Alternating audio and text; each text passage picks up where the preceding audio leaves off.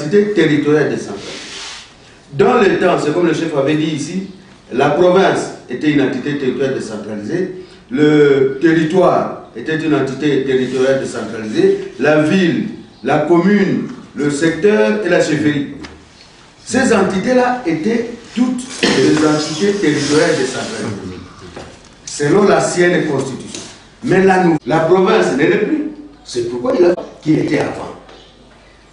Alors, la ville,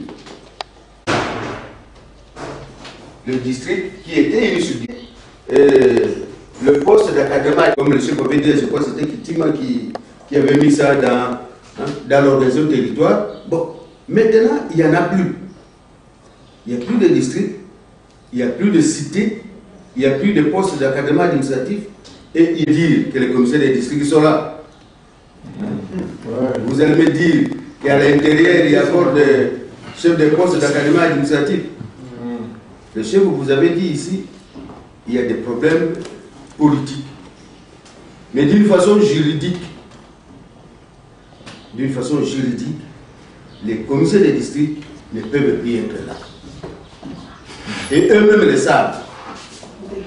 Tout le monde sait que eux ne pouvaient plus être là.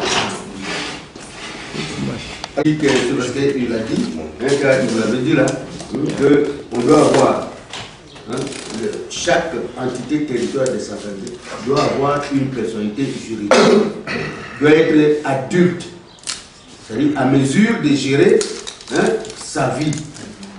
C'est comme qui a terminé ses études, les adultes, même s'il n'a pas terminé les études, même au village, il dit non, moi, papa, je ne reste plus dans votre maison ici. Moi, j'ai trouvé une chambre là-bas, je serai là-bas. À mesure de gérer ses affaires, c'est comme une entité territoriale décentralisée est capable de 25 provinces, toutes ces agglomérations doivent être appelées villes. Ici, nous avons la ville de Kananga. Demain, il y a une province qu'on va créer. Voilà. Non, c'est une commune. C'est une commune à ces niveaux-là. C'est ça l'organe délibérant. Le Parlement, on peut dire. Et l'autre organe, c'est le collège exécutif. Au niveau de la ville, c'est le collège exécutif des secteurs ou des chefs. Qui les élit d'une façon directe, comme on a dit les députés provinciaux, comme on a dit les députés nationaux. Donc directement la population élit, la population d'une commune donnée va au niveau de leur bureau de vote pour élire leurs conseillers des communes, leurs conseillers de secteur, dans tel secteur, ainsi de suite.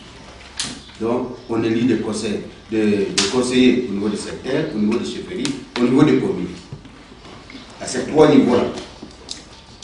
Maintenant, pour avoir le conseiller urbain, donc le conseiller de ville, il faut que chaque commune qui compose la ville, que les conseillers de chaque commune puissent élire. Nous sommes bien entendus. Alors, les organes exécutifs sont mis en place par élection. Ici, par l'entièreté des organes, je vais dire le maire adjoint, le bourgmestre, le chef de secteur et son adjoint. C'est le territoire. Non. Le territoire, il faut que le maire adjoint, le bourgmestre adjoint, le chef de secteur et son adjoint, ils sont élus par leur conseil. Par leur conseil de ville. Donc le conseil de ville élit le maire de la ville. Le chef de secteur de chefferie, lui est désigné selon la coutume. Lui n'est pas élu. Il est désigné selon la coutume. Parce que dans la coutume, il y a une famille régnante ils ont l'arbre généalogique, hein, tout ça. C'est à partir de là que ce conseil-là de la famille va voir le bourgmestre.